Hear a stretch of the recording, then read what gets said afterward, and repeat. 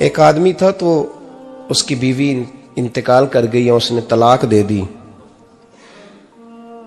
10-11 سال کا اس کا بیٹا تھا. اس نے دوسری شادی کر لی.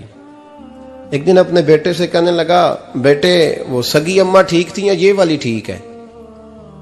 تو بیٹا کہنے لگا, ابا جی یہ ٹھیک ہے, وہ سگی امی جھوٹ بڑے بولتی تھی, سگی امی جھوٹ بڑے بولتی تھی, جھوٹی تھی, یہ سچی ہے. اس نے کہا, بیوقوف تیری ماں جھوٹی تھی. اس نے کہا, ابا بڑی. کہا کس طرح؟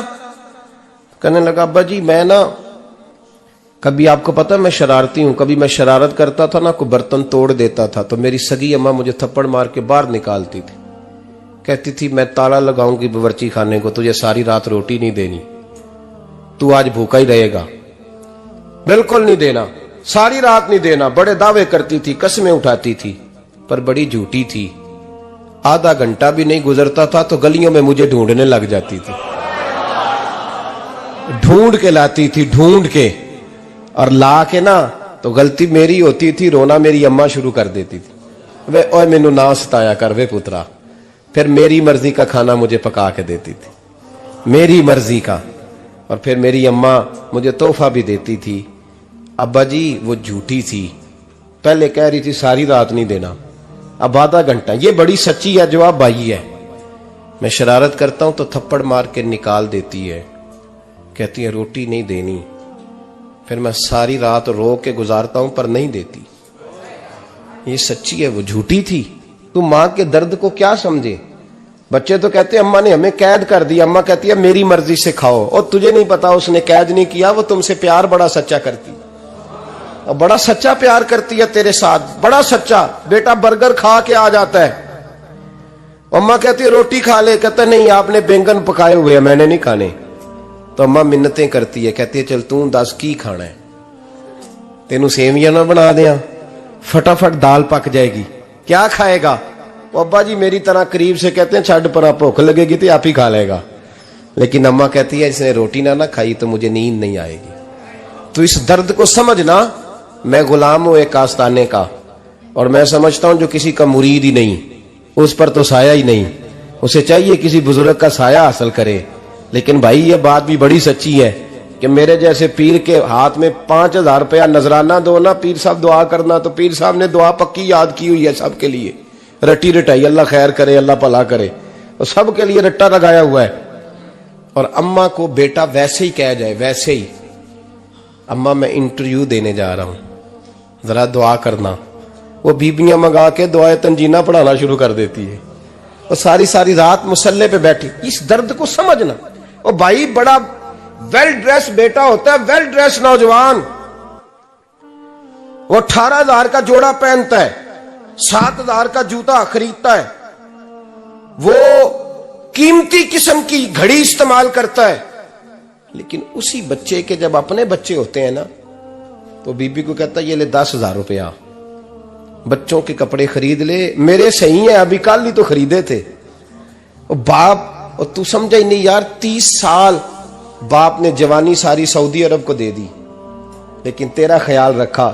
میں ایسے لوگوں کو جانتا ہوں جنہوں نے 30 سال پردیس میں کمبل نہیں بدلا, اور جہاں گئے تھے تو ایک کمبل خریدا تھا پھر بدلا نہیں. تو ماں باپ کے بارے میں, اور یہاں بچے حساب کرتے پھرتے ہیں, بھائی تو پچھلے مہینے بھی 5,000 دیتا سی, تسی پیسے نہ کر دے کی ہو, ماں باپ سے حساب کرتا ہے تو. ترمذی شریف کے لفظ ہیں, ایک صحابی نے آ کے عرض کی یا رسول اللہ پیسے وراثت کے نہیں, میرے ابا جی نے نہیں دیے مجھے, اور میں نے خود محنت کر کے کمائے, اب میرا ابا مجھ سے پیسے مانگتا ہے تو کیا کروں, اور میرے ہیں, میں نے کمائے ہیں, ابا جی نے نہیں دیے, وراثت نہیں, حصہ نہیں ملا. حضور میرا ابا مانگتا ہے تو میرے لیے حکم کیا ہے؟ تو نبی پاک نے فرمایا کیا کہا تم نے, پیسے تیرے ہیں؟ کہا حضور ہاں. تو فرمایا ابا کس کا ہے؟ کہا یا رسول اللہ میرا. تو فرمایا اگر تو اپنے والد کا ہے تو تیری ہر شے تیرے والد کی ہے, تو بھی تیرے والد کا ہے تو تیرا مال بھی تیرے. ماں اور باپ یہ تو حسن ہے زندگی کا, یہ تو وقار ہے انسان کا. جب تک ماں باپ کا ہاتھ پکڑ کے چلو گے نا رستے سیدھے رہیں گے, اور جس دن انگلی چھوڑ کے سڑک پہ نکلنا پڑا نا سر چکرانے لگے گا. یاد رکھنا یہ بڑا مشکل کام ہوتا ہے. لوگوں کا تو رخ ہی اس دن واضح ہوتا ہے جس دن آدمی سائے سے محروم ہوتا ہے. اماں تو کمرے میں پڑی ہو نا, اورنگزیب عالمگیر کی ماں فوت ہو گئی, 350 کمرہ تھا محل کا, اور اماں 12 سال ٹانگوں سے معذور رہی اورنگزیب عالمگیر کی. اماں 12 سال کمرے سے نکل نہیں سکی, ساتھ ہی واش روم تھا یا جو بھی اس دور میں طریقہ تھا. اورنگزیب جب محل میں آتے تھے تو پھر بھی سیدھے اماں کے پاس جاتے تھے, اور جب واپس نکلتے تھے پھر بھی اماں کے ساتھ. اورنگزیب کی ماں کا جنازہ اٹھا تو اورنگزیب نے رونا شروع کیا. پھر سالوں بیت گئے پر اس کے آنسو خشک نہیں ہوتے تھے.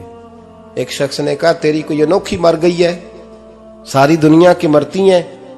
اس نے کہا میں بادشاہ ہوں, 24 گھنٹے لوگوں کا آنا جانا ہے, بڑے دبدبے ہیں, بڑے ڈیرے داریاں ہیں, بڑی بھینسیں, بڑی گائیں, بڑے کھانے والے, بڑے لانگری. میری ماں بوڑھی تھی, ایک کونے میں پڑی رہتی تھی, پر جب سے وہ گئی ہے یہ مجھے محل نہیں لگتا, مجھے قبرستان لگتا ہے. مجھے لگتا ہے یہ قبرستان ہے. ماں اور باپ تو تیری نعمت ہے بھائی. ہم بچے, ہمارے آج کل کے بچوں نے ایک مسئلہ بڑا پکا یاد کر لیا. کہتے ہیں مولانا پیر صاحب پسند کی شادی کرنا جائز نہیں. میں کہتا ہوں صاحب اور بھی بڑی چیزیں جائز ہیں, ایک ہی شے جائز رہ گئی ہے. رسول پاک صلی اللہ علیہ وسلم سوائے اللہ کے کسی کے پابند نہیں, کسی کے پابند نہیں. پر جناب سیدہ خدیجہ الکبریٰ رضی اللہ تعالی عنہ نے پیغام نکاح دیا, یا رسول اللہ میں شادی کرنا چاہتی ہوں. حضور کسی کے پابند نہیں, پر میرے محبوب نے فرمایا میرا چچا میرے والد کی جگہ ہے, میں اپنے چاچا سے پوچھ کے تمہیں جواب دوں گا. یہ ہے پسند کی شادی جو میرے نبی نے بیان فرمائی ہے. تو سارا کچھ کراس کر کر کے گزر جاتا ہے. یہاں تو حال یہ ہے کہ پالنے والا کوئی اور سائے میں بیٹھنے والا. باغ تیرے دی کر کر راکھی میں ساری عمر گزاری, تو جدوں اے پھل پکن تے آیا تے لے گئے ہور بپاری. اور بیٹا گزرتا ہے اماں کے دروازے کے آگے سے, اماں کے دروازے کے آگے بیٹا امرود لے کے آیا ہے 6 کلو. توجہ ہے میری بات پر؟ ادھر دیکھیں جی, چھوڑیں تھوڑی دیر ہماری سنیں. وہ امرود لے کے آیا 5-6 کلو, تو اماں کے دروازے کے قریب سے گزر گیا رات کو. تو کمائی کھانے کا ٹائم آیا نا, تو گزر گیا. تو وہ وزیر اعظم سے ڈرتا ہے نا, تو جا کے بی بی سے کہتا ہے بی بی کے حقوق دینا بھی رسول اللہ کی سنت ہے. لیکن یہ کیا بات ہوئی, تو نے بیوی اور ماں کا مقابلہ شروع کرا دیا. سمجھ تو صحیح, یہ تیرے لیے کعبے کی جگہ ہے اور تو بیوی کے لیے کعبے کی جگہ ہے. اسے بھی سمجھنا چاہیے, غور کرنا چاہیے. 5 کلو امرود لے کے تو ماں کے کمرے کے قریب سے گزر گیا ہے. بی بی کو جا کے کہتا ہے چل آدھا کلو اماں کو بھی دے آ, اس کے کون سے دانت ہیں. تو پلیٹ میں ڈال کے وہ لائی ہے. تو سمجھا ہی نہیں, تو نے غور ہی نہیں کیا. بندہ تو وہ ٹھیک نہیں تھا, نیپولین. پر کسی نے اس سے پوچھا تھا بتا زندگی میں پیسے لینے کا مزہ کب آیا. اس نے کہا کہ مجھے مزہ تب آتا تھا کہ میں اپنی ساری کمائی لا کے اپنی اماں کے ہاتھ پہ رکھتا تھا, اور پھر جب میں اپنی ماں سے تھوڑا تھوڑا خرچہ لیتا تھا نا, تھوڑا تھوڑا. توجہ ہے میری بات پہ؟ اماں جی 10 روپے دے آجے. کہتے جب میں تھوڑا تھوڑا خرچہ لیتا تھا نا, تو مجھے یوں لگتا تھا جیسے میں بادشاہ وقت کے سامنے کھڑا ہوں اور وہ خزانے کا منہ کھول کھول کے مجھے دیتا جا رہا ہے. تو اس ذائقے کو سمجھ تو صحیح بھائی, تو اس کو سمجھ تو صحیح بھائی. یاد رکھیں اور غور کریں, ماں اور باپ. اور پھر یہ بھی سن لیں, نبی پاک صلی اللہ تعالی علیہ وآلہ وسلم نے ماں باپ کے لیے فرمایا ہما جنتک و نارک, یہی تیری جنت ہے اور یہی تیرے لیے جہنم ہے. اگر یہ راضی ہو گئے تو تیرے لیے جنت ہے, ناراض ہو گئے تو چاہے تو 100 پیر کے مزار پہ حاضری دے آ, لیکن جب تک ابا راضی نہیں اتنی دیر تک اللہ راضی. یہ حدیث پاک ہے, حضور نے فرمایا جس کے والد راضی اس کا اللہ راضی, اور جس کا باپ ناراض اس کا اللہ. ہاں بے شک. اب یہ حدیث ہے نا, تو سارے ولی ایک طرف بیٹھ جائیں کہیں یا اللہ بخش دے مرید کو, لیکن اگر ابا کہے یا اللہ نہ معاف کرنا, تو اللہ ان اولیاء کی نہیں مانتا, والد کی مانتا ہے. اس لیے بلے شاہ سمانی اڈ دیاں پڑھنا ہے, جیڑا گھر بیٹھا انہوں پڑھیا ہی نہیں. بھائی یاد رکھو، ماں باپ سے پیار کرو، ان کی خدمت کرو، ان کے پاس بیٹھا کرو، اور ماں باپ کو ٹائم دیں، وقت دیں، چند گھڑیاں ان کے پاس بیٹھیں۔ آپ یقین کریں ابا جی سے آپ مشورہ کر لیں، صرف مشورہ، مرضی بے شک اپنی کریں، لیکن اس مشورے میں آپ کو اتنا سایہ ملے گا کہ زندگی میں کبھی ناکامی نہیں ہوگی۔ پر اسی سجن دی مننی ابے دی نہیں مننی، وہ پھٹے پہ جو نلائق ہماری طرح کا بیٹھا ہے اس سے مشورہ لینا ہے، والد سے نہیں لینا۔ باپ کے پاس بیٹھیں، اس سے مشورہ لیں۔ میرے ابا جی کسان تھے، میں نے اپنی زندگی میں ڈھیروں چیزیں اپنے باپ سے سیکھی ہیں، درجنوں چیزیں سیکھی ہیں۔ میرے والد بڑے خوددار تھے، مزاج میں عجیب سی خودداری تھی۔ کوئی بندہ کبھی حال پوچھ لیتا تھا نا کہ حالات کس طرح کے ہیں، تو فرماتے تھے بھائی اگر بتانا ہوا تو اپنے اللہ کو بتاؤں گا۔ الحمدللہ بڑا فضل ہے، میں نے ان کے ہاتھوں پہ ہمیشہ چھالے دیکھے، ہمیشہ چھالے، لیکن ان کا ہاتھ کبھی کسی دنیا دار کے سامنے پھیلتا ہوا نہیں دیکھا۔ لوگ مجھے کہتے ہیں آپ کس پیر صاحب کے صاحبزادے ہیں، تو میں کہتا ہوں میں اس پیر کا صاحبزادہ ہوں جس نے محنت کر کے حلال کی کمائی کھائی ساری زندگی۔ یہ لوگ پیر نہیں ہوتے، یہ مرشد نہیں ہوتے، اور میں نے درجنوں چیزیں سیکھی ان سے۔ تو سیکھنے تو بیٹھ، تجھے ہزاروں چیزیں ملیں گی۔ بھائی اپنی زندگی میں ماں باپ کی طرف دیکھو، سب سے ضروری کام ہے انہیں وقت دو۔ اماں کے او بھائی بڑا مشکل ہے دنیا داروں سے تعریف کرانا، تو اماں دے کول تے ایویں 2 منٹ راتی بھئی نہ آکھی اماں پیر کٹے نہ رضائی جو تیرے گھٹ چھڑا، تے اماں کہندی جا میرا پتر تھکیا آیا ہے تو سو جا کے، میں کدو کام لگی سا، میں کدو حل وان ڈئی سا، جا سو جا کے۔ بس یہ کاروائی ہے، تو نے 2 منٹ کے لیے کہہ دیا، سویرے پورے محلے میں تیری اماں کہے گی اللہ میرے پتر ورگا پتر سارے نو دے، راتی آندا ہے تے مینوں گھٹ کے سوندا ہے، اللہ گھٹیا کوئی نہیں سو بھی کاروائی پائی سو، لیکن وہ سب کو بتاتی ہے۔ تو بھائی اتنی قیمتی چیز اور تو چھوڑ کے میں کبھی جلسے سے دیر سے آتا تھا نا، اب تو جاتا نہیں زیادہ جگہوں پہ، کوشش کرتا ہوں کہ چلو ماحول کے مطابق، تھوڑا خشک آدمی ہوں تو ہر جگہ سیٹ نہیں ہو پاتا، اس لیے کم جاتا ہوں۔ تو کبھی رات کو آتے تھے نا دیر سے، میری اماں جی شوگر کی مریض تھیں، تو میں چھوٹے بھائی کو فون کرتا تھا کہ اماں جی سو گئے، کہنے سو گئے۔ میں کہتا تھا کہ تو نہ اس طرح کر، نیچے آ جا، 2 بج گئے، وہ شوگر کی مریض ہیں، آنکھ کھل جائے نا تو دوبارہ لگتی نہیں بزرگوں کی، تو دروازہ کھول دے، اندر دستک دی تو دقت ہوگی۔ تو میں جوتے اتار کے اندر داخل ہوتا تھا، تو پہلا قدم رکھتا تھا تو میری اماں بول پڑتی تھی پتر آ گئے، آ گئے۔ او بھائی تو اس درد کو سمجھنا، کوئی تجھے ملے گا، کوئی ملے گا تجھے ایسا؟ اب میں دور دراز بھی چلا جاتا ہوں، ان کی زندگی میں نہیں جا پایا، کہتے ہیں ہم نے نہیں جانا، گھر میں رہنا ہے۔ اس کیف کو سمجھ لے، اس دولت کے قریب ہو جا۔ حضرت ابو ہریرہ رضی اللہ تعالیٰ عنہ فرماتے ہیں میری اماں بوڑھی تھیں، میں ان کی خدمت کرتا تھا۔ باپ کی خدمت اور ماں کی خدمت سب کے حصے میں نہیں آتی، یہ رب جسے محبوب رکھتا ہے اسے یہ موقع عطا کرتا ہے۔ خوش نصیب ہے جسے بوڑھا باپ ملے اور وہ نوکری کرے، خوش قسمت ہے جس کو بیمار ماں ملے اور وہ نوکری کرے۔ حضرت ابو ہریرہ فرماتے ہیں میری اماں بوڑھی تھیں تو ان کا معدہ کمزور ہو گیا تھا، تو میں اٹھا کے پخانہ پیشاب کرتا تھا تو کئی دفعہ میرے اوپر کر دیتی تھی۔ یہ حضرت ابن جوزی علیہ رحمہ نے اس کو لکھا ہے، فرماتے ہیں میرے دل میں خیال آتا تھا کہ میں بڑا خدمت گزار ہوں اپنی ماں کا۔ ایک دن میں حضرت عمر کے پاس بیٹھا تھا ان کے دور خلافت میں، تو ایک شخص آ گیا، اس شخص نے آ کر کے کہا کہ حضرت عمر سے حضور ایک مسئلہ پوچھنا ہے۔ فرمایا پوچھو۔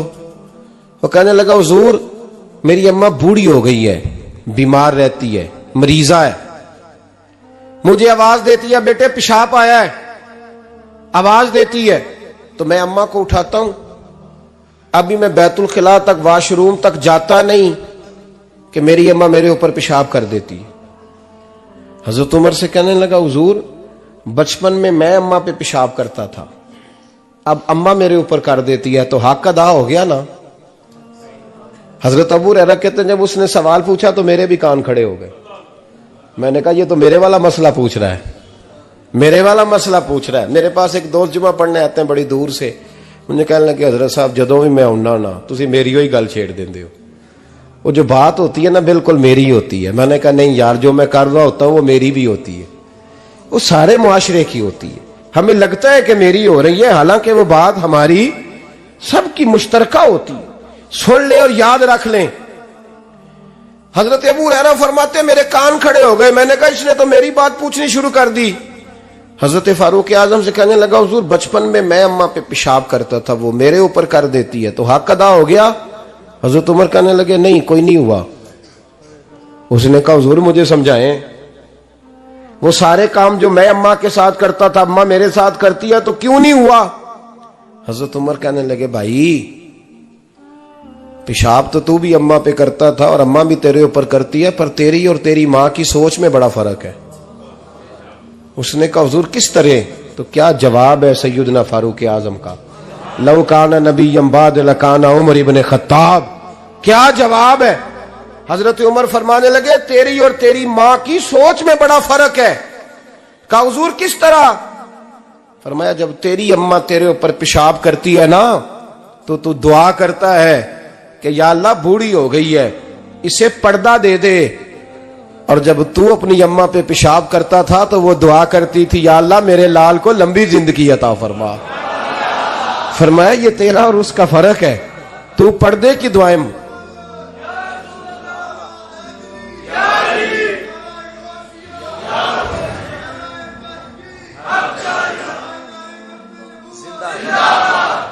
سنے عزیزو, کہا جب تیری اور تیری ماں کی سوچ میں, اور نبی پاک صلی اللہ علیہ وسلم نے فرمایا ہے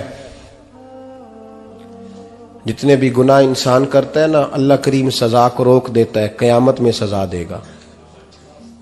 اور جو ماں باپ کا نافرمان ہے نا اس کو دنیا میں بھی سزا ملے گی. جو ماں باپ کا نافرمان ہے اسے دنیا میں بھی. آپ یقین کریں بچے تھوڑا سا پڑ جاتے ہیں بیچارے تو ماں باپ سے کہتے ہیں ابا جی تسی پرانے دور دے ہو, تو انہوں کی پتا ہوئے, اور تجھے پتہ ہی نہیں بھائی, تجھے خبر ہی نہیں, یہ پرانے دور کے نہیں, تو بیوقوفوں کے دور کا ہے. تو سمجھ یہ کوئی تعلیم ہے؟ اکبر الہآبادی نے کہا تھا ہم ایسی لاکھوں کتابیں قابل ضبطی سمجھتے ہیں, ضبط کرنے کو دل کرتا ہے. ہم ایسی لاکھوں کتابیں قابل ضبطی سمجھتے ہیں جن کو پڑھ کے بیٹے باپ کو خبتی سمجھتے ہیں. بات ہے کرنے والی. ماں اور باپ اتنا بڑا درجہ ہے. اور بھائی سن لو اور اس بات کو یاد رکھنا, دنیا میں سیابی ہونے سے بڑی ولایت کوئی نہیں. سارے ولی غوث کتب ابدال مل کے بھی سیابی کے قدموں کی خاک تک کو نہیں پہنچ سکتے, لیکن حضرت اویس کرنی سیابی نہیں بن سکے صرف اپنی اماں کی وجہ سے. پیچھے رہے. محبوب نے فرمایا تو وہاں رہ کے ماں کی نوکری کر, تیرا نبی تجھ سے راضی ہے. اتنا بڑا کام انہوں نے چھوڑ دیا, حضور کی ظاہری زیارت نہیں کر پائے, اور تو کہتا ہے میں فلانے پیر صاحب کے آستانے پہ ہوتا ہوں, اماں بڑے بھائی کے پاس ہوتی ہے, میں جاتا ہوں تنظیموں کے ساتھ جماعتوں کے ساتھ اور اماں فلانے کے ساتھ. یہ کیسی بات ہوئی؟ یہ کس طرح کا مسئلہ ہوا؟ جو تیری ڈیوٹی ہے اس ڈیوٹی کو پہلے ادا کر, نوکری کو پہلے کر, فرائض کا ادائیگی پہلے کر. تو فرض چھوڑ کے نفل کے پیچھے جا رہا ہے, اس کام کو پہلے سر انجام دے. میرے نبی پاک صلی اللہ علیہ وسلم نے فرمایا والدین کے نافرمان کو دنیا میں سزا ملتی. حضرت مالک بن دینار رحمت اللہ تعالی علیہ فرماتے ہیں مجھے اللہ نے 60 حج کرنے کی توفیق عطا فرمائی. کتنے؟ بول کے بتائیں. جس بندے کے پاس اتنے پیسے ہوں کہ حج پہ جا سکے, آ سکے, اور جتنے دن رہنا ہے گھر والوں کو خرچہ دے سکے, اس پر حج کرنا فرض ہے. پتہ ہے آپ کو اس پہ حج کرنا؟ اس لیے بیان کر رہا ہوں کہ حج کی درخواستیں جا رہی ہیں. ہم پتہ کیا کہتے ہیں؟ ہم کہتے ہیں بچے بڑے ہوں گے شادی کروں گا پھر جاؤں گا. یہ کس نے فتویٰ دیا ہے؟ یہ کس سے آپ نے پوچھا ہے؟ وہ جب بڑے ہوں گے ان کی شادی کی چیز اس وقت آپ پہ فرض ہوگی. ابھی جو فرض ہے اس کو ادا کریں. اور یہ ترمذی شریف کی حدیث ہے, یاد رکھ لیں. نبی پاک صلی اللہ علیہ وسلم نے فرمایا جس پر حج فرض تھا اس نے کیا نہیں, بغیر حج کیے مر گیا, یا یہودی ہو کے مرے گا یا عیسائی ہو کے مرے گا. اتنا بڑا حکم ہے حج کے حوالے سے, لیکن لوگ انتظار کرتے رہتے ہیں پتہ نہیں کس چیز کا. جب آپ کو اللہ موقع دے, ہمت دے تو پہلی فرصت میں یہ فریضہ ادا کریں، یہ ضروری کام ہے۔ حضرت مالک بن دینار فرماتے میں نے 60 حج کیے، ایک حج کے موقع پر میں نے بڑا رش دیکھا، لاکھوں کا اجتماع ہوا۔ میری باتوں کی سمجھ تو آ رہی ہے نا آپ دوستوں؟ جو نہیں بول رہے انہیں بھی آ رہی ہے نا؟ اللہ جزا دے۔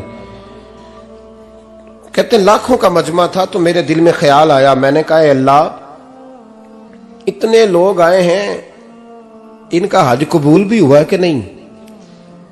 فرماتے ہیں میں سوچ رہا تھا تو رات کو نا خواب میں نے کسی کہنے والے کو کہتے ہوئے سنا کہ سب کا قبول ہو گیا ہے، بلخ کا رہنے والا محمد بن ہارون بلخی ہے، اس کا حج قبول نہیں ہوا۔ فرماتے ہیں شہروں کے علیحدہ علیحدہ خیمے لگتے تھے، اب بھی آپ حج کرنے جائیں تو پاکستانیوں کی رہائشیں علیحدہ ہوتی ہیں، انڈین کی علیحدہ، بنگلہ دیش کے علیحدہ، مصری، یمنی، سب لوگ علیحدہ علیحدہ رہائشیں ہوتی ہیں، جھنڈے لگے ہوتے ہیں ملکوں کے۔ کہتے ہیں میں نے سویرے اٹھ کے ڈھونڈنا شروع کر دیا، ڈھونڈتا ہوں وہ بندہ ملے۔ کہتے ہیں جہاں بلخ شہر کے لوگ رہتے تھے وہاں چلا گیا، تو میں نے لوگوں سے پوچھا تم میں محمد بن ہارون بلخی کون ہے؟ لوگ کہنے لگے وہ تو بڑا نیک آدمی ہے، پرہیزگار ہے، بڑے بولے بالے، بڑے اللہ والے، ریاض آپ کو بس ہم ہی جانتے ہیں، وہ تو بڑا نیک ہے، پرہیزگار آدمی۔ کہتے میں نے کہا اچھا کہاں ہے؟ انہوں نے کہا پہاڑ کے پیچھے اس نے خیمہ لگایا ہوا ہے، ساری رات عبادت کرتا ہے، سارا دن روزہ رکھتا ہے، قائم اللیل ہے، صائم الدہر ہے۔ کیا بات؟ فرماتے ہیں میں ان لوگوں کی بات سن کے حیران ہو گیا کہ مجھے کیا بتایا گیا، یہ کیا کہہ رہے ہیں؟ فرماتے ہیں میں پہاڑ کے پیچھے گیا۔ حضرت مالک بن دینار علیہ رحمہ فرماتے ہیں جب میں وہاں پہنچا تو میں نے اس شخص کو مصلی پہ بیٹھے دیکھا، کثرت عبادت کے آثار اس کے وجود پر نظر آ رہے تھے، سیدھا بازو اس کا کٹا ہوا تھا۔ فرماتے 2 رکعتیں مکمل کر کے نا میں نے اسے السلام علیکم کہا تو مجھے کہنے لگا وعلیکم السلام، آپ مالک بن دینار ہیں؟ میں نے کہا بڑی اس کی فراست ہے۔ فرماتے پھر اس نے ٹھنڈی سانس لی، کہنے لگا آپ کو خواب آئی ہوگی کہ میرا حج قبول نہیں ہوا۔ فرماتے ہیں مجھ پر اور بجلی گری کہ کیا کہہ رہا؟ فرماتے میں نے کہا یار لوگ بھی تیری تعریف کر رہے ہیں اور تیری بصیرت بھی بڑی ہے، تو یہ ماجرا کیا ہے؟ کہنے لگا آپ نہ پوچھیں۔ یہ کہہ کہ اس نے رونا شروع کیا، دیر تک روتا رہا۔ میں نے کہا نہیں یار تو بتا۔ کہنے لگا نہیں آپ نہ پوچھیں، آپ ناراض ہوں گے۔ میں نے کہا میں نہیں ہوتا، تو بولنا۔ کہنے لگا حضور 24 سال ہو گئے مجھے حج کرتے ہوئے، 24واں حج ہے میرا، اور ہر سال کوئی اللہ کا ولی آ کے بتاتا ہے کہ جا چلا جا تیرا کوئی نہیں قبول ہوا۔ بے پروائی ویک سجن دی جتھے کسے دی پیش نہ جاوے، انہیں تاجاں والے در در رولے تے منگتیاں تخت بٹھاوے، آزم کسے نو کارا ملدا ہی کوئی کعبے او خالی آوے۔ کہتے ہیں اس نے مجھے کہا حضور 24واں حج ہے، ہر سال کوئی بتاتا ہے۔ میں نے کہا تیری غلطی۔ کہنے لگا میں اپنی ماں کا نافرمان۔ میں نے کہا واقعہ کیا ہوا؟ کہنے لگا حضرت اللہ نے مجھے دولت دی، مال دیا، زمینیں دی، تو میں عیاش ہو گیا۔ آپ یقین کریں اللہ لوگوں کو مال دیتا ہے تو وہ سمجھتے ہیں میری چلاکی سے آیا ہے، میں تیز بڑا تھا اس لیے آیا ہے، نافرمان ہوتے ہیں۔ لیکن جو رب لینا جانتا ہے دینا جانتا ہے وہ لینا بھی۔ وارث شاہ مان کری نہ وارثاں دا، رب بے وارثہ کر کے مار دائی۔ لوگ بڑے سمارٹ بن جاتے ہیں، ان کی گفتگو میں بڑا تکبر ہوتا ہے، ان کے نگاہوں کے انداز میں بڑے، وہ کہتے ہیں اوہ سب لوگ بیوقوف ہیں صرف میں سے آنا ہوں، کام جو صحیح چل رہا ہے۔ او بھائی 1 منٹ لگتا ہے انسان کو بادشاہ سے فقیر ہونے میں۔ ایک امام مالک رحمت اللہ علیہ بیٹھے تھے تو ہارون رشید آپ سے کہنے لگا امام ابو مالک سے، حضرت بتائیں اس وقت اللہ کیا کر رہا ہے؟ آپ فرمانے لگے یار تو بڑے موٹے دماغ کا ہے، کس طرح کے سوال پوچھتا ہے؟ بادشاہ تھا نا، کہا نہیں آپ بتائیں۔ تو امام مالک فرمانے لگے تو تخت پہ بیٹھ کے سوال پوچھتا رہتا ہے اور میں نیچے بیٹھ کے جواب دیتا رہتا ہوں، نیچے آ پھر بتاتا ہوں۔ اس نے کہا جناب بتائیں۔ فرمانے لگے تو سوالی ہے نا، تو تو نیچے بیٹھ اور میں اوپر بیٹھتا ہوں۔ کہ جناب آ جائیں۔ ہارون رشید نیچے آ گیا، امام مالک تخت پہ بیٹھ گئے۔ فرمانے لگے اب بتا کیا پوچھ رہا تھا؟ کہنے لگا حضور پوچھا تھا اللہ اس وقت کیا کر رہا ہے؟ فرمانے لگے رب اس وقت تجھے سمجھا رہا ہے کہ اس تخت پہ تکبر نہ کرنا، 1 منٹ لگتا ہے میں تجھے اٹھا کے مالک کو بٹھا دیا کرتا ہوں. یہ تجھے سمجھا رہا ہے، لہذا اس سمجھ پہ قائم رہنا، تکبر نہ کرنا، 1 ہی تو منٹ لگتا ہے، یہ تجھے سمجھا رہا ہے.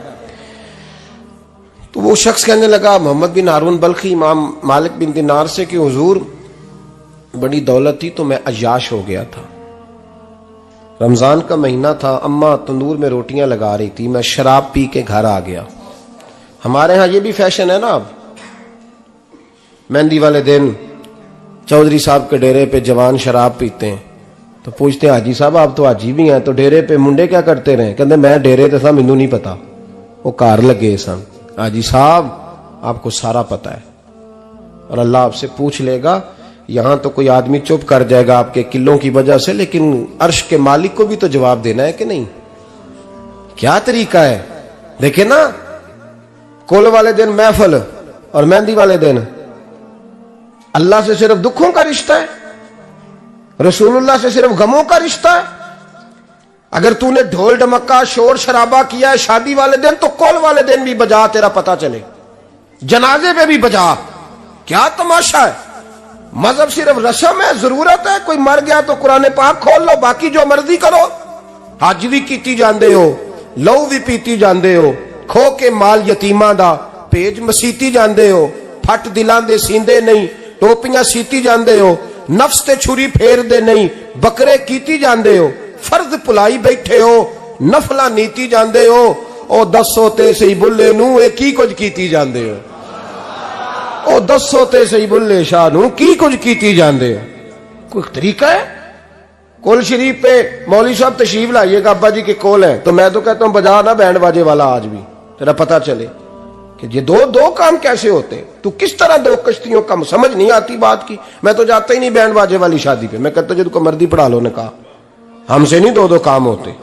اللہ روزی دینے والا ہے، ایک ہی کرتے ہیں. دو رنگی چھوڑ کے یک رنگ ہو جا، سراسر موم ہو جا یا سنگ ہو جا، موج کرو.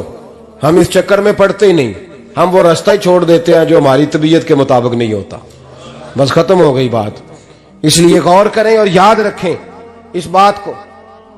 امام مالک بن دینار رحمت اللہ علیہ فرماتے ہیں مجھ سے کہنے لگا پیسے آئے تو میں عیاش ہو گیا. رمضان کا مہینہ تھا، عصر کے بعد میری اماں افطاری کی تیاری کر رہی تھی. میں گیا، میں نے کہا شراب پی ہوئی، اماں روٹی دے. تو اماں کہنے لگی شرم کر، شرم کر، روزہ رکھا نہیں تو جنہوں نے رکھا ہے ان کا تو خیال کر. کہتے اماں کی بات کا مجھے غصہ لگا. میں کہا کرتا ہوں بد نصیب ہے وہ بیٹا جس کا باپ اس سے بات کرتے ہوئے ڈرتا ہے کہ پتہ نہیں کہاں سے بولے گا. بد نصیب نہیں وہ بیٹا جس کی ماں اس سے بات کرتے ہوئے سہم جاتی ہے کہ پتہ نہیں کون سی بولی بولے گا. بد نصیب نہیں کہ ماں باپ بھی جس سے کھول کے بات نہ کر سکے. حضرت مالک بن دینار سے کہنے لگا اماں نے جب کہا نا شرم کر تو مجھے غصہ آیا، میں نے ماں کو تھپڑ مارا اور میری ماں جلتے ہوئے تندور میں گری. لوگوں نے مجھے پکڑ کے اندر بند کر دیا کمرے میں. ساری رات میں شور سنتا رہا پر نشے میں دھوت رہا. سویرے آنکھ کھلی تو میری بیوی بیگ باندھ رہی تھی. میں نے کہا کہاں جا رہی ہو؟ کہنے لگی جو ماں کا نہیں بنا میرا کیسے بنے گا. وہ میں نے کہا میری اماں کا، وہ تو لوگوں نے رات کو ہی دفن کر دی جنازہ پڑھ کے. تڑپ کے کہنے لگا مجھے کیوں نہیں بتایا؟ تو کہتے ہیں لوگ کہنے لگے تیری مرتی ہوئی ماں کہہ گئی تھی اسے میرا منہ نہ دیکھنے دینا، میرے جنازے کے قریب نہ آئے. حضرت مالک بن دینار فرماتے ہیں جب اس نے یہ بات سنائی تو میں نے بھی اس کے منہ پہ تھپڑ مارا. میں نے کہا تو اسی قابل ہے. کہتے ہیں وہ رونے لگا، حضور دعا کرے اللہ مجھ سے راضی ہو جائے. کہنے لگا جب ماں کی انتقال کی خبر ملی تو میں نے کلاڑی لے کے وہ ہاتھ کاٹ دیا جس سے ماں کو مارا تھا. میں نے ساری جائیدادیں خیرات کر دیں. 24 سال ہو گئے، 24 سال ساری رات نماز پڑھتا ہوں، روزہ رکھتا ہوں، حج کرتا ہوں، پر ہر سال کوئی آ کے کہتا ہے جا دوڑ جا تیرا کوئی نہیں قبول ہوا. حضور دعا کرے مالک راضی ہو جائے. فرماتے میں تھپڑ مار کے آ گیا. میں نے کہا تجھ سے راضی ہو جائے اتنے ظالم سے؟ امام مالک فرماتے ہیں رات کو آ کے سویا تو مجھے خواب میں رسول پاک کا دیدار ہوا. تو نبی پاک علیہ السلام نے فرمایا مالک تو اسے مایوس کیوں کر آیا ہے، اللہ تو بڑا مہربان ہے. کہا حضور ماں کے نافرمان کو معافی کیسے ملے گی؟ تو امام مالک فرمانے لگے نبی کریم نے فرمایا جا اسے جا کے بتا دے تجھے قیامت میں تیری ماں کی وجہ سے بخش دیا جائے گا. کہا حضور اماں کی وجہ سے کس طرح؟ تو محبوب فرمانے لگے اس کی ماں قیامت میں اس کے خلاف مقدمہ دائر کرے گی رب کریم کی عدالت میں، اے اللہ میں نے 9 ماہ پیٹ میں رکھا، درد سہ کے اسے جنا، جگر کا خون پلا کے پالا اور اسی نے مجھے قتل کیا. رب کریم اس کی ماں کا مقدمہ سن کے کہے گا اٹھاؤ اس کو دوزخ میں پھینکو، اس نے ماں جلائی تھی اسے بھی جلاؤ. محبوب فرمانے لگے جب پکڑ کر کے مالک اس کو محمد بن ہارون کو لوگ لے جائیں گے نا جہنم کی طرف، ابھی فرشتے گھسیٹیں گے ہی تو پلٹ کے پھر اماں کی طرف دیکھے گا اور دوسری دفعہ پھر گھسیٹیں گے تو پلٹ کے دیکھے گا اور تیسری دفعہ پھر پلٹ کے کہے گا اماں یہ مجھے جلانے لگے، اماں یہ جہنم میں پھینکنے لگے. میرے حبیب فرمانے لگے وہ جل کے مرنے والی ماں وہاں بھی بول پڑے گی، کہے گی یا اللہ چل میں نے معاف کیا تو بھی معاف کر دے، اے اللہ میں نے معاف کیا تو بھی معاف کر دے، اللہ تو معاف کر دے اسے، اللہ تو اس سے درگزر فرما، اسے معاف کر دے. میرے محبوب پاک علیہ السلام فرماتے ہیں رب کریم کہے گا اس نے تجھے جلایا تو کہے گی اللہ یہ تو بیٹا تھا اس نے جلا دیا، میں ماں ہوں میرے سامنے جلے تو میں کیسے برداشت کر سکتی. فرمایا اس نے جلا کے مارا تھا پر اسی ماں کی وجہ سے رب کریم اسے جنت عطا فرمائے گا. پلٹا جا کے ماں کے پیروں میں بیٹھ، جا سویرے ان پڑھ باپ سے دعا کرایا کر، جا بالکل انگوٹھا چھاپ باپ سے صبح دعا کرایا کر، دیکھ رب کریم تیرے لیے رحمتوں کے دروازے کھول دے گا. اور آخری بات یہ بھی سن لیں، ماں باپ کے انتقال کے بعد رشتے ختم نہیں ہوتے. رشتے ختم کیا دعا مانگتے ہو نماز میں؟ ربنا اغفر لی. اس کا مطلب ہے ماں باپ تو ہے نا، وہ جو اولاد بچپن میں چلی جائے گی نا نابالغی میں، چھوٹے بچے وہ قیامت میں ماں باپ کی سفارش کریں گے. ماں باپ کے انتقال کے بعد بھی اعلیٰ حضرت فاضل بریلوی نے 12 حقوق لکھے ہیں ماں باپ کے فتاوی رضویہ میں. فرمایا ان کے دوستوں سے دوستی رکھ، انہوں نے وعدے کیے تھے وہ وعدے پورے کر، اگر ان کے ذمہ قرضے ہیں تو ادا کر، اور اگر تیرے ماں باپ جو نیکیاں کرتے تھے وہ نیکیاں جاری رکھ. اور امام جلال الدین سیوطی نے شرح الصدور میں لکھا ہے زمین پہ رہ کے غلط کام نہ کرنا ورنہ فرشتے قبر میں جا کے تیرے ماں باپ کو کہیں گے تو کتنی بری اولاد پیدا کر کے آیا. اور فرمایا تو دنیا میں رہ کے اچھے کام کر، چاہے دعا مانگ چاہے نہ مانگ، فرشتے قبر میں جا کے کہیں گے کیا بات ہے تمہارے بیٹے کی، کیسا لال پیدا کیا ہے، دنیا خیر سے بھر دی ہے. اور بھائی مجھ سے کوئی بندہ پوچھے نا کہ ماں باپ کو اصال ثواب کا سب سے بہترین طریقہ، تو میں کہتا ہوں بیٹے نمازی ہو جاؤ. کیا کر؟ تاکہ ہر نماز کی آخری رکعت میں تو کہے ربنا اغفر لی. نماز اللہ کی، ذکر ماں باپ کا، اللہ نے رکھ دیا ہے ربنا اغفر لی. ہر نماز کی ہر آخری رکعت میں ختم شریف پڑھا جائے گا، اور نماز کے اندر پڑھیں گے انشاءاللہ تعالی، پڑھیں گے نماز انشاءاللہ، وعدہ نہیں کرا رہا. داڑھی کس کی سنت ہے؟ نہیں جنہ نہیں رکھی ہو بولو، جنہ رکھی ہو تو بولن ڈایا نے. کس کی سنت ہے؟ تو سرکار کے غلاموں نے رکھنی ہے کسی اور نے رکھنی ہے؟ غلام کہتے ہیں ابھی ہم نیک ہی نہیں، نیک ہوں گے تو رکھیں گے. وہ خدا کے بندو نیک تو ساری زندگی بندہ نہیں ہوتا. کبھی کسی نے دعویٰ کیا ہے ولی غوث کتب نے کہ اب میں بالکل گناہ نہیں کرتا، میں پاک صاف ہو گیا ہوں؟ کیا ہے کبھی؟ یہ شیطان کا وسوسہ ہے. داڑھی حضور کی سنت ہے، اور رکھو تو نبی پاک کی مرضی کے رکھو، پوری مٹھی رکھو، اپنی مرضی کی نہ رکھو. جتنی مجھے اچھی لگتی ہے اتنی میں نے رکھ لی. ایک مٹھی داڑھی رکھیں. ساری دنیا کی ٹرینیں گزرتی ہیں تو گزر جائیں، نماز کا وقت نہیں گزرنا چاہیے. بس ختم ہو گئی بات. دنیا تو چند روز ہے، او پئیاں دس دیاں قبراں جنہاں تے پھول پئے، ادھروں کوئی نہیں جی آمدہ تے ادھروں لکھاں گئے. نماز سب سے پہلے، اس لیے کہ رب رسول کے بغیر ہمارا گزارا ہی نہیں. نماز، قرآن پاک اور درود و سلام یہ قضا ہونا ہی نہیں چاہیے، جو مرضی ہو جائے. اور ساتھ ساتھ سنت اور شریعت کا لحاظ کرنا سیکھیں. اور میری اپیل یہ ہے، ہر عمارت پہ غلاف نہیں چڑھتا، صرف خانہ کعبہ پہ چڑھتا ہے۔ ہر کتاب کا غلاف نہیں ہوتا، صرف قرآن پاک کا ہوتا ہے۔ ہر بی بی کا پردہ نہیں ہوتا، صرف مسلمان عورت کا ہوتا ہے۔ جو چیزیں پردوں میں ہوتی ہیں نا وہ مقدس ہوتی ہیں۔ اور بھائی ٹافی سے بھی ریپر اتار دو تو مکھیاں بیٹھنے لگتی ہیں، تو جو بی بی پہ پردہ ہوگی اس پہ بری نظریں نہیں جمیں گی۔ ڈیوٹی ہے آپ کی، بیٹیوں کو پردہ کرائیں، بہنوں کو پردہ کرائیں، ماؤں کو گزارش کریں۔ پردہ حسن ہے مسلمان کا۔ جس گھر میں پردہ رہتا ہے اس گھر میں اللہ کے فرشتے رحمت نازل فرماتے ہیں۔ یہ کوئی فیشن، کوئی طریقہ، کوئی مطلب ہی نہیں ان چیزوں کا۔ با پردہ کریں اپنے گھروں کو۔ دعا کرتا ہوں اللہ تبارک و تعالی میری اس حاضری کو قبول فرمائے، اللہ آپ سب کا آنا قبول فرمائے، اور جو کچھ میں نے کہا اللہ تبارک و تعالی ہمارے دلوں میں، ہماری روحوں میں اس جذبے کو جاگزی فرمائے۔ آخر دعوانا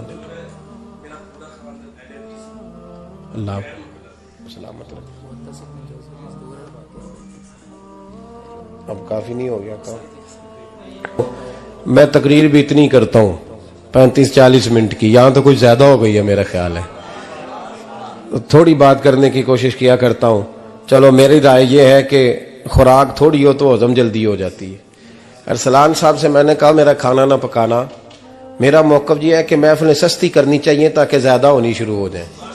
مہنگی بڑی ہیں اس لیے میں دسے نا ماڑا بندہ تے ہاتھ ہی نہیں نہ پاندا، تو میں کہا کرتا ہوں کہ کم سے کم خرچہ ہو۔ ہمارے کروڑوں روپیہ سالانہ لگتا ہے محفلوں پہ، اگر اربوں کہہ دوں تو پھر بھی بات غلط، لیکن اس کا رزلٹ ہمیں اس طرح کا نہیں ملتا جس طرح کا ملنا چاہیے۔ لیکن آپ نے عظمت والدین پہ پروگرام کیا، میری رائے یہ ہے کہ حقوق زوجین پہ بھی ہونا چاہیے، اور شادی سے پہلے ہر بچے کو میاں بیوی کے حقوق کا پتہ ہونا چاہیے۔ بعد میں 3 طلاقیں دے کے آ جاتے ہیں، کہتے ہیں مینوں پتہ ہی نہیں سی۔ تو اگر پہلے پتہ کر لیں گے تو یہ تماشا نہیں لگے گا، لیکن یہ کام ہوتا نہیں۔ بہن بھائیوں کے حقوق پر بات ہونی چاہیے، یہ بڑے ضروری کام ہے، اور یہ بھی سارا میرے نبی پاک کا میلاد ہی ہے، اس لیے کہ یہ باتیں مصطفیٰ نے سکھائی ہیں ہمیں صلی اللہ۔ ایک بات کہی حضرت نے، میں عرض کر دیتا ہوں۔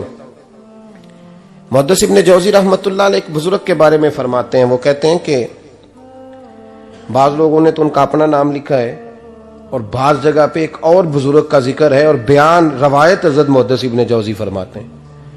وہ کہتے ہیں کہ میں گھر میں کوئی کام کرانا تھا، کام ہوتے ہیں نا چھوٹے موٹے گھر میں، تو فرماتے ہیں میں مزدور لینے گیا بغداد میں، چوکوں پہ مزدور ساری عمر کا مزدور ہی ہے نا بیچارہ، امیر تو امیر تر ہوتا جا رہا ہے اور غریب غریب تر ہو رہا ہے۔ ہمارے تو پیر بھی لوگوں کو کہہ رہے ہیں فقیر ہو جاؤ، خود امیر ہوتے جاتے، خود روز بروز امیر ہو رہے ہیں، دنیا کو کہہ رہے ہیں فقیر ہو جاؤ۔ تم بھی تو تھوڑا فقر اختیار کرو نا بھائی، جو درس دے رہے ہو، اللہ ماشاءاللہ سب کی بات نہیں کرتا۔ فرماتے ہیں کہ میں نا مزدور لینے گیا، بغداد کے چوک میں مزدور بیٹھے ہوتے تھے، تو میری ان مزدوروں میں سے نا ایک نوجوان بچے پہ نظر پڑی، بڑا کمزور سا وجود تھا لیکن چہرے پر عبادت کا نشان تھا، ماتھا بتاتا تھا کہ نماز کا بڑا خیال رکھتا ہے۔ میں اس کے قریب گیا، چہرے بھی بڑا کچھ بتاتے ہیں نا، چہروں میں بھی بڑی رانائی ہوتی ہے۔ فرماتے ہیں میں قریب گیا، میں نے اس کو کہا بیٹے مزدوری کرو گے؟ تو کہنے لگا مزدوروں میں بیٹھا ہوں تو حضور مزدوری کے لیے ہی تو بیٹھا ہوں۔ تو میں نے کہا کہ چلو پھر، کہنے لگا نہیں میری کچھ شرطیں۔ میں نے کہا بتاؤ؟ کہنے لگا پہلی شرط یہ ہے کہ لوگ 4 دینار دیہاڑی لیتے ہیں، میں 3 دینار لوں گا۔ میں نے کہا یار بھائی تو بڑی بہترین ہے، باقی بھی اس طرح کی رکھ لے۔ اس نے کہا حضور دوسری شرط یہ ہے کہ میں آپ کی مکمل بات مانوں گا، لیکن جب اذان ہو جائے گی پھر آپ کی نہیں سنوں گا۔ تیسری بات اس نے یہ کی کہ حضور میں آپ کے گھر میں کام کروں گا پر آپ کے کسی سوال کا جواب نہیں دوں گا۔ کہتے ہیں میں نے کہا یار تو بڑا عجیب ہے، شرطیں تو مالکوں کی ہوتی ہیں۔ کہنے لگا جی بہرحال میں شرطیں لگا کے جاتا ہوں۔ فرماتے ہیں میں اسے گھر لے آیا، کام میں نے اس کو بتایا، تو جو کام مزدور سارے دن میں کرتا ہے نا اس نے 2 گھنٹے میں کر دیا۔ ہمارے مزدور سگریٹ پینے میں بھی تو آدھا گھنٹہ لگاتے ہیں نا، وہ چائے پینے جائیں تو پونا گھنٹہ، وہاں ان کو بھی تو دیانتداری کرنی چاہیے کہ نہیں کرنی چاہیے؟ نے معاہدہ کیا ہے نا جی، تو پورا اترنا چاہیے نا۔ کہتے 2 گھنٹے میں. اب کام جب بندہ شروع کراتا ہے تو کام اور نکل آتا ہے. کہتے کام میں نے اس کو اور بتا دیا, وہ کرنے لگا. اس نے مٹی نکال کے رکھی تھی باہر رستے میں, تو اذان ہو گئی زور کی. اس نے وہیں کدال چھوڑی کئی اور چلنے لگا. تو میرا بیٹا کہنے لگا اس کو ذرا برابر کر دو. کہنے لگا چپ کر جا, تیرے باپ سے بات ہوئی تھی, جب اذان ہوتی ہے تو میں کسی اور کی نہیں سنتا, صرف اللہ رسول کی سنتا ہوں. کہتے ہیں مسجد چلا گیا, نماز پڑھ کے آیا تو دوپہر کا وقت تھا. میری بی بی کہنے لگی اس کو کھانا کھا لے. کہتے ہیں ہم نے کہا کھانا کھا لو. تو کہنے لگا میں نے روزہ رکھا ہوا, رمضان بھی نہیں تھا, نفلی روزہ رکھا ہوا. فرماتے ہیں شام ہوئی, میں نے 3 دینار دیے. تو میں نے کہا تیرا نام کیا ہے؟ کہنے لگا میں نے آپ سے کہا تھا میں کسی سوال کا جواب نہیں دوں گا. کہتے ہیں وہ چلا گیا. اگلے دن میں پھر لینے گیا اسے, کام کچھ اور نکل آئے. تو لوگوں نے بتایا وہ صرف ہفتے والے دن آتا ہے. میں نے کہا کیوں؟ کہنے لگے جی وہ کہتا ہے میرا ہفتے کا خرچہ 3 دینار ہے, جب 3 دینار کما لیتا ہوں تو باقی سارا ٹائم اللہ رسول کی ذکر میں گزار دیا کرتا ہوں. فرماتے ہیں جی اگلے ہفتے میں پھر لینے گیا. میں نے پورا ہفتہ انتظار کیا کہ کام اسی سے کرانا ہے. میں جب گیا تو میں نے کہا چلو. کہنے لگا میری شرطیں یاد ہے نا؟ اور میں نے کہا یاد ہے بھائی, ساتھ چل. فرماتے ہیں کام کرایا. 2-3 ہفتے وہ آتا رہا. 1 ہفتے میں گیا تو لوگوں نے کہا حضور آج نہیں آیا. کیوں؟ کہنے لگے بیمار ہو گئے. کہاں گھر ہے؟ کہنے لگے بغداد کے قبرستان کے پیچھے جو کچی آبادی ہے اس میں رہتا ہے. فرماتے میں گیا, دروازے پہ دستک دی تو کہنے لگا حضور آپ ہیں؟ دروازہ کھلا ہے, آ جائیے. فرماتے ہیں میں اندر گیا تو میں نے کہا تمہیں کیسے پتا چلا میں آیا ہوں؟ کہنے لگا حضور اللہ والے ہو, آپ نہیں آنا تھا, ورنہ امیر تو غریبوں کا پتہ لینے کوئی نہیں آتے. کہتے میں قریب گیا تو کہنے لگا میں آپ کا انتظار کر رہا تھا, تیز بخار ہے, تپ رہا. جیب سے کچھ پیسے نکالے. کہنے لگا یہ پیسے رکھ لیں. ایک انگوٹھی نکالی. کہنے لگا حضور آج رات کو میرا انتقال ہو جائے گا, ان پیسوں کا کفن خرید کے صبح جنازہ پڑھ کے مجھے دفن کر دینا, اور جب دفن کرو تو یہ انگوٹھی لے کے عصر کے بعد ہارون رشید کے پاس جانا. آپ اسے کہنا میں نے ملنا ہے, پر وہ آپ کو ٹائم نہیں دے گا. آپ اس کو آواز دیجئے گا کہ تیری ایک امانت ہے میرے پاس. پھر وہ آپ سے ملے گا تو انگوٹھی دے دیں, پھر آپ میری طرف سے فارغ ہیں. حضرت فرمانے لگے تیرا نام؟ اور کہنے لگا حضور وقت تھوڑا ہے, آج رات میں نے جانا ہے, بڑی لمبی معافی مانگنی ہے رب کریم سے, اگر مناسب سمجھے تو مجھے اپنے رب سے تنہائی کرنے دے. فرماتے ہیں میں آ گیا, پر اس کی باتوں نے مجھے ساری رات سونے نہیں دیا. فرماتے ہیں صبح بڑی مشکل سے سورج نکلا, میں گیا دروازے پہ ہاتھ رکھا تو دروازہ کھلا ہوا تھا. اندر داخل ہوا تو خوشبوئیں میرا استقبال کر رہی تھی. جب چہرے سے کپڑا ہٹایا تو اس کا تو انتقال ہو چکا ہے, انتقال ہو چکا ہے, ایسے ہے جیسے کسی کا دیدار کر کے سویا ہے. کہتے میں تو 2 آدمی لے گیا تھا جنازے پہ, پر پتہ نہیں دنیا کدھر کدھر سے آئی, کہاں کہاں سے. اکھاں جدو میٹیاں زمانہ مینو روے گا, اپنا تے اپنا بیگانہ مینو روے گا, اپنا تے اپنا. اور میاں صاحب نے کہا تھا بعد مرن دے مکھڑا میرا ہو جاوے جے تازہ, پھر سمجھ لینا محبوب میرے نے آن پڑیا جنازہ. اور کسی اردو کے شاعر نے کہا تھا میرے مرنے پہ ہر سو شور مچ جائے گا دیکھو گے. اللہ کو میرے مرنے پہ ہر سو شور مچ جائے گا دیکھو گے, کہنے الوداع سرکار خود تشریف لائیں گے. فرماتے ہیں میں تو 2 بندے لے گیا تھا, پر پتہ نہیں مخلوق کہاں کہاں سے آئی. جنازہ پڑا, دفن کیا. ہارون رشید کے پاس میں عصر کے بعد گیا, میں نے بلانا چاہا پر بادشاہ تھا, میری طرف دیکھا ہی نہیں. میں نے اس کو کہا تیری ایک امانت میرے پاس ہے. فرماتے ہیں وہ مجھے کونے پہ لے گیا. کیا بات ہے؟ کمرے میں بلایا, میں نے انگوٹھی دی.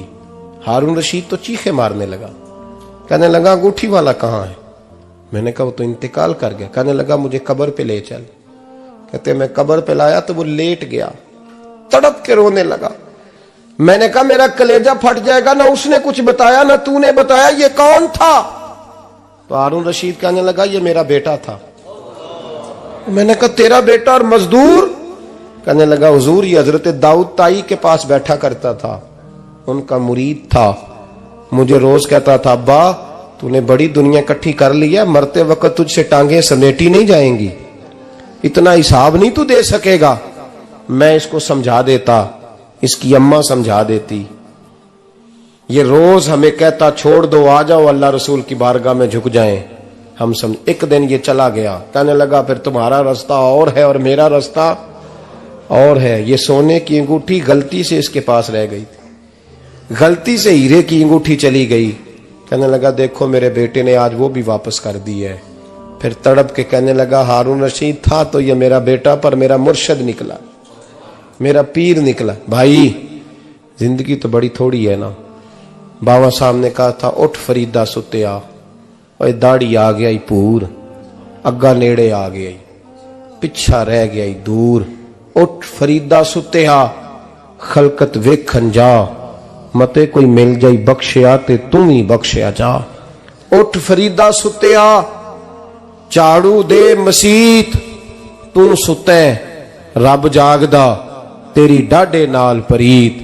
میرا رب ہمیں بھی اپنی بارگاہ میں قبول فرمائے۔ آخر دعوانا ان الحمدللہ۔